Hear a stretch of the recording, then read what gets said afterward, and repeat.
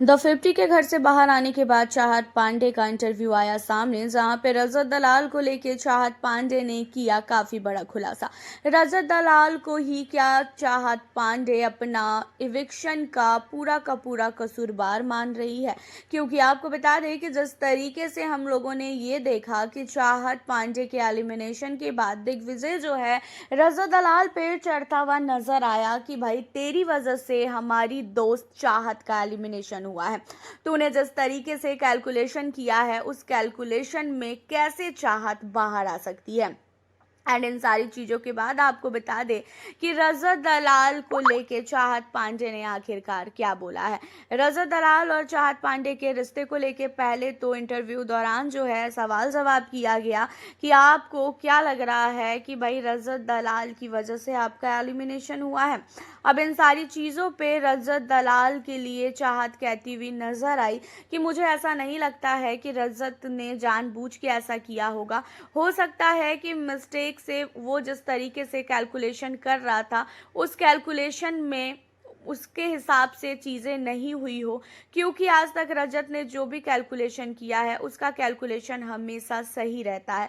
कभी भी उसका कैलकुलेशन ख़राब नहीं हुआ है, कभी भी उसके कैलकुलेशन से किसी का भी एलिमिनेशन नहीं हुआ। और ये अचानक से 5-5 एलिमिनेशन का सवाल आ गया, और इसी वजह से हो सकता है कि भाई मेरा भी नाम उसमें शामिल हो गया।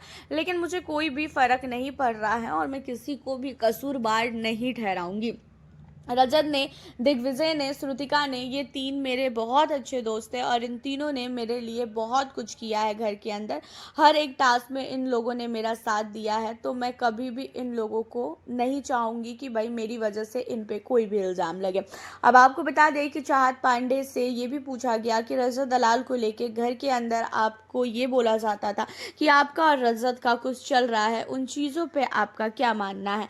अब इन चीज़ों पे जो है कहती हुई नज़र आई खासकर चाहत पांडे कि मुझे ये चीज़ें बिल्कुल भी नहीं पता कि भाई मेरे लिए क्या किसने पीठ पीछे बोला है।